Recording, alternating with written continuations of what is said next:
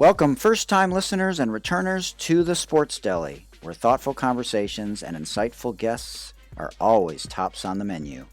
Join Dr. J and myself, Hootie Hoot, as we continue our discussion on contemporary social, educational, and sport issues. The Sports Deli is sponsored by SportRx, the leader in sport prescription eyewear. Give them a buzz at 888-831-5817 and let them know the Sports Deli sent you for your 10% discount.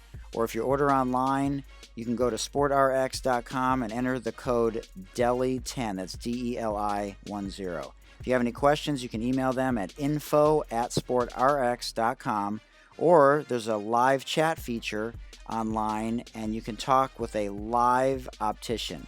And what separates SportRx from all the other companies out there, not only do they have live opticians that you're going to be speaking with, their knowledge about your specific needs is hands down second to none. Whether you're a regular golfer, you're a hack, or you're a pro golfer, whether you're playing high school or college football, or you're a professional athlete, you're out walking with your kid and your dogs, whatever your needs are for men, women, or kids, they will take care of you. So again, give them a call at 888-831-5817 or go online at sportrx.com. If you want to send us an email, feel free to do so at thesportsdeli@gmail.com or DM us on Instagram at Mike Hootner or on Twitter at Michael Hootner. Now grab your favorite bagel or deli sandwich and favorite beverage, and let's do this together in the Sports Deli. All right, we are joined by Crystal Robinson, who hails to us from Atoka, Oklahoma. She was a three-time NAIA first-team All-American at Southeastern Oklahoma State University. She scored over 3,000 points in her collegiate career and nearly averaged a triple-double in college, eclipsing an unbelievable 26 points, 10 boards, and 6 assists per game. She did all this while almost always defending the other team's best player. She once scored 60 points in a game against rival East Central. She had nearly a 3-to-1 assist-to-turnover ratio. Young point guards take notice. She hit one of the more amazing shots ever in the 1995 national semifinal game against Lipscomb of Tennessee, banking in a game-winning three-pointer at the buzzer while parallel to the floor and draped by 3 defenders. Her mom, Nancy Washington, was a JUCO All-American, and dad, Billy Robinson, played at K-State. She's an author of a new book to be released in February. She's a huge advocate of empowering women and Black and brown women and helping them gain financial freedom and the importance of having a good credit score when it comes to systemic racism. She's involved with fighting against sex trafficking, and she is a legend in her home state and has been labeled the best women's basketball player to ever come out of the state of Oklahoma. You can find her on Instagram and Twitter at crobber. That's CROBBER, the number 3. Crystal, welcome to the Sports Deli. Hey. Hey. Well, thank you for having me. I don't know who wrote that bio, but hats off to him. So. Hey, let's go. Well deserved. So listen, we have something in common. We both shot 37% from 3. Me in college and you in the WNBA, where you spent a number of years there, which we'll talk about in a little while. Okay, so there's a book called The Road Less Traveled by Scott Peck. I don't know if you ever heard of it. It's a great book. I read it. He's got an extension of that called Further Along the Road Less Traveled. And it talks a lot about, how to have success. And there is a spiritual component to it, but that's not the main emphasis of the book. And I've realized after doing research with you that you've had success in every aspect of your life. Whether it's scholastically in high school, in the pros, on or off the court. And you talked about taking the road less stupid. How do you continue to have the word I used? That's the word you use. So how do you continue to have so much success on and off the court, and share with everyone your secret? I got the main thrust of what you were saying. Not being afraid to make mistakes, not being afraid to ask questions. You consider yourself a type A personality? What is that? Explain type A to me. So a type A personality is somebody who's ambitious, very rigidly organized, proactive, really concerned with time management. You know, high achieving. Is that something that you've always been comfortable with, as opposed to taking a back seat and being more of a passive observer and digesting everything first, and then maybe coming to some conclusions later? Uh, have you always been comfortable in your own skin like that, or was that something that you learned to get better at, as you got older because of all the experiences that you've had over the last couple of decades? No, definitely not. Once my book hits, I haven't always been comfortable in my own skin, but I would try to say I'm probably a pretty good mix of both. There's moments where I'm probably a real extrovert, but then I have friends that would probably tell you that I don't talk that much. It's really according to where I'm at, what environment I'm in. But I am definitely always in a position, put myself in a position to learn as much as I can, no matter what environment I'm in. You had a lot of success in high school, and then you went to La Tech first, and there's a lot of transfers now in college basketball, and you transferred to an NAIA school. So talk a little bit about that journey and what you learned from that, and how that propelled you to the WNBA. Well, I really went to La Tech, and I'm from a small rural town in Oklahoma. Okay, that has a population about. I grew up in a town with about a population of 430 people. Wow. The only black family in town was my family. I prepared for the big city by Mm. any means. So you were saying that you're not you, Yeah, you I weren't. wasn't prepared for the big Hmm. city by any means. So it was kind of a culture shock for me. One of the first things that happened to me, I was taken to a party and left there completely. You're talking about a kid that never even been to a party before. Wow. So anyway, I just felt like I transferred back to Southeastern. It was just a really good fit for me.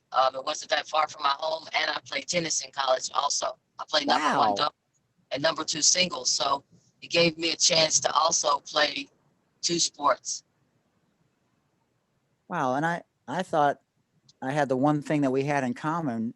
You never see basketball and tennis being the two sports that people play in college, and you and I both did that. That's crazy. And I played That number is two great. doubles. I played number two doubles and five singles. Wow. That's That's crazy for awesome. real. Yeah, that really. Yeah, I love tennis, and I didn't start playing tennis till I was 14, and Wow. I got pretty good at it. And I walked on to the tennis team, and I challenged everybody. And I beat everybody but the number one girl, and she barely beat me. That's so great. I love that. That has me hyped right now. Wow. So you came Yeah, so back. I absolutely love tennis. Wow, that's cool. Well, So I you came taught. back to Southeastern and Yeah. got to be a student and play sports, and it wasn't the same pressures, but I also caught a lot of flack. Like I had to make it in the professional ranks the hard way instead Mhm. of going from college. And, I still ended up being the number six pick in the draft, but it was because of the American Basketball League. I was rookie of the year in that league, and, it was some great players in that league. Heck yeah. So Crystal, can you talk about what the difference, and obviously the ABL folded, but what was the difference you saw from the ABL to the WNBA from the outset? the ABL was more of a player-led league. I felt like the players were very invested in making that league go because we didn't have the backing of like the WNBA. The WNBA was more just like a strictly a professional league. It's a different feel between the two. How we were invested and tied to the growth and the success of the American Basketball League. It just felt like the WNBA automatically garnered that respect because of who they were tied to. Yeah. That's awesome. So you played in the ABL for the Colorado Explosion, and then you get drafted by the New York Liberty. You're homesick. Yeah. You talk about not being ready for the big city. How did you adjust to New York? Or did you never really take to it?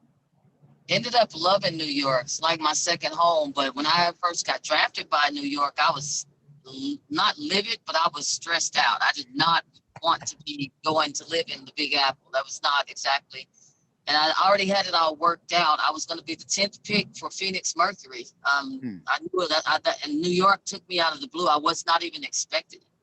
When my name came across as 6th pick, my eyes was like, whoa, because I was pretty sure I was going to get drafted by Reggie Miller's sister. Yeah. At the time, she was the head coach. Cheryl. Mm-hmm. And so, and back then, the salaries weren't what they were now. So I didn't go overseas while I played in the ABL, but as soon as I became a WNBA player, I went overseas immediately. Because we played in the summer at that point, and in the ABL, we played in the winter. I played Greece, Israel, Russia, Korea. I won a Euro Cup championship and a championship in every country I've been in. Wow. And so what was your favorite experience abroad? I lived in Italy for 4 years, and I'm fluent in Italian. So I probably have to say Italian was my favorite experience. I could live there forever. I loved Italy. You're listening to an interview with Crystal Robinson, who's from Atoka, Oklahoma. She went to Southeastern Oklahoma State University, where she scored over 3,000 points and averaged nearly a triple-double in college. She is currently working for a new company after she was an assistant coach with the Dallas Wings of the WNBA and after winning a WNBA championship in 2018 and 19 with the Seattle Storm. She is in the Oklahoma Sports Hall of Fame, and she scored over 3,023 points in college. She had over 1,165 rebounds, 547 assists, and 376 steals. She also had 162 blocks. She helped them to 2 consecutive national runner-up finishes. And as a coach, she has coached in college and in high school. She started with the Washington Mystics in 2007, 2008. She went to McAllister High School, then to Murray State Community College, then to Utah State D1 in Utah as an assistant, then to Texas Christian University as an assistant, back to her hometown in Atoka as a head coach at Atoka High School, and then, as I mentioned, with the Seattle Storm and then the Dallas Wings. And now back to this incredible interview with Crystal Robinson in the Sports Deli. So you're in the WNBA for a number of years, and then you started coaching. And so you've said the biggest thing you like about coaching is the impact you had on kids' lives. When you go back and get the collective memories and thoughts, coaches are some of the first people you think about. And so, you've transitioned, in this off season. You're not coaching right now, and you can talk a little bit about that. But, what has your experience been like as a coach for the last 2 decades? I've learned a lot. I'll tell you that. I've learned mostly that you have to coach individuals. You can't coach everyone the same. It's not a blanket formula if you really want to be good at it. I've learned that practice is for yelling. Game times is for problem solving. Just learning how to motivate and structure and figure out how to get the best out of each person is a challenge of every coach. And just having the opportunity to do those things and add some of those things to my X's and O's. I think that was probably the biggest thing I learned about basketball is more about how you motivate your players and get them to play than X's and O's. You can have a bad philosophy and it can still be successful if the players believe in it and execute it the right way. So when you see that, it comes down to motivation and convincing players to give up some of themselves to be successful. So the psychology part of it is more important to me than the X's and O's of it. So you won a WNBA championship with Seattle in 2018 and 19. And, you were in sort of a rebuild with Dallas when you were there this past year with Brian. And, you had one of the best young and upcoming players in the WNBA, Arike Ogunbowale. And, she's spoken very highly of you. Your players always spoke very highly of you. I've talked about on the show that I thought you were deserving of that position as the head coach that Vicky got. But what differences did you notice with someone like Sue Bird, a veteran with Seattle, versus Enrique, a young rising star with Dallas, and what it really takes to win that championship? I'm glad you brought it up. I actually was offered Greg Bibb, who's the president there.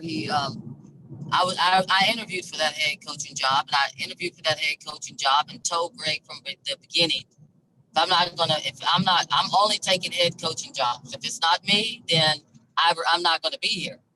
So I think that when he hired VJ, he thought that me and VJ, since we played together, that I was going to be a closed door. Oh, Crystal would come on. And I told him when he called me and he told me, I decided I'm going to go with VJ. I told him, thank you for your time. And hopefully you guys are successful. Like VJ has always been like a sister for me. And I wish nothing but success for her. But at the same time, like I told you, VJ, VJ's had an opportunity to be a head coach before. I haven't.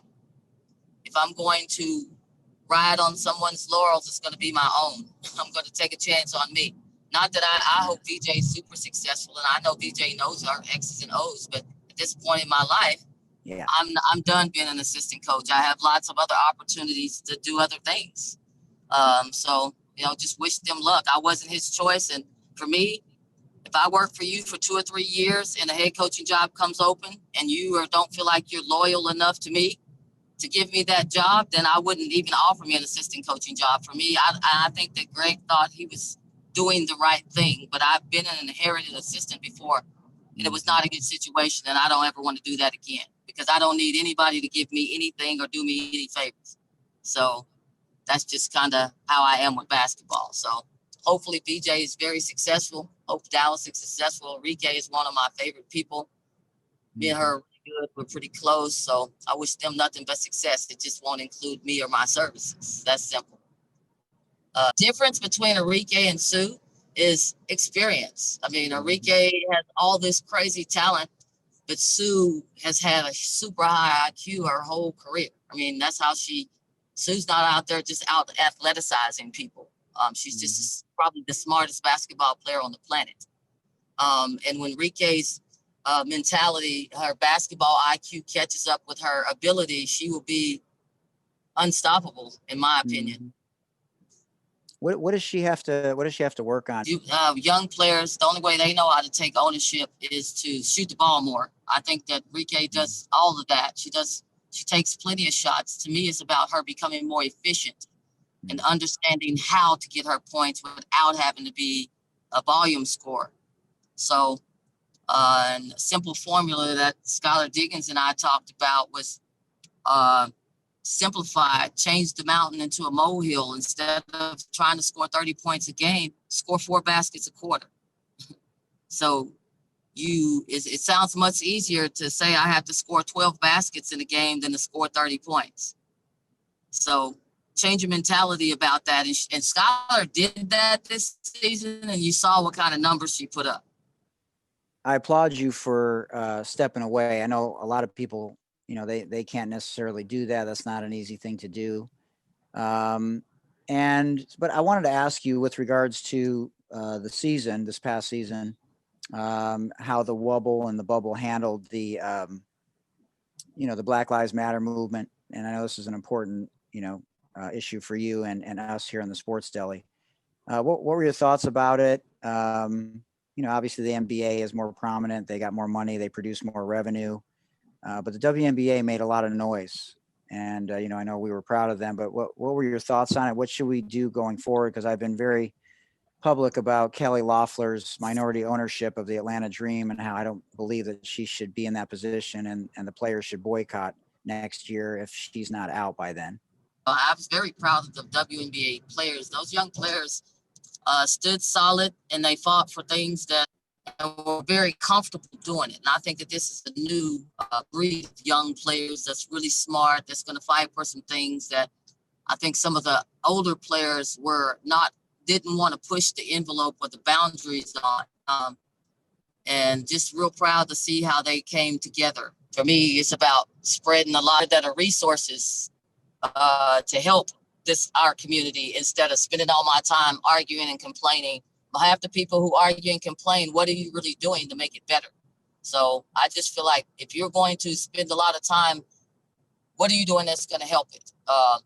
And there's a lot to complain about, and most people don't even know where to start. Basically, what I did was expose kids to professions and different things to help give them ideas of things that they might want to do with their lives, or things like that. And when I say resources, that's what I'm talking about, those types of things. Because it's enough we can talk about all of but how are we going to fix it? And I'm just not the kind of person who spends all their time focusing and complaining about the problem. I'm ready to move on. What's the solutions? So, and then I can put energy behind that. Yeah, no doubt. Well, all those kinds of grassroots programs. We've had guests on before. We have an artist that was on from Cleveland, and he said, he wants young kids to see Black and brown people that do other things besides playing sports. You talk a lot about financial freedom, and educating, especially families about, most people don't even have $400 of savings in their accounts. And, that's a big problem, especially with regards to systemic racism and minorities. That's one thing that you're passionate about. Yeah, but that has a lot to do with us and how we manage our money and what we spend our money on, and just really knowing the power of a dollar. Like when you come up in a whole culture where, think about it, if you don't know anything about money and you've never had any money, then all of a sudden someone gives you $25 million. What are you going to do with it? You're not even prepared to use that money the right way. So it's just a lot of education that has to go on. It's for us to make our money grow, for us to make our money powerful. If you value diamonds and things like that, and that's where you want to invest your money, we're ultimately telling the youth what's important. So we have to start preaching the things that's important in our community if we want them to stick. So we can't sing about WAP and twerking and spend all of our energy on that and expect that kids are one day not going to want to spend their money on twerking, WAP, and diamonds. I mean, it's what we put out there is what they're going to give us back. So, Crystal, is there in the WNBA, was there any financial literacy type of programs that were put to the players when they came into the league? When I came into the WNBA, they give you a one-day course and talk to you a little bit about it, but not a financial literacy course to where you really understand your money. And to me, it's like investing in pre-health care, like the pre-things that you do so you don't get sick. If you're just joining us, we were interviewing Crystal Robinson, former WNBA coach and former WNBA player, successful businesswoman, mentor, and a true shero in the African American and Black and brown communities. She was in her hometown of Atoka, Oklahoma, in the middle of this podcast, as it just ended moments ago, and she was arrested and subsequently jailed as a result of racial profiling and what they claim was attempting to bring THC marijuana into the jail. So I'll be talking a little bit about that whole situation and what transpired over the course of the next couple of days, right after the police pulled her over in the middle of our podcast. And from what I've learned is another unfortunate example of systemic racism in America. Stay tuned for the next part of the discussion about Crystal Robinson and her arrest and subsequent jailing for one night in the Sports Deli.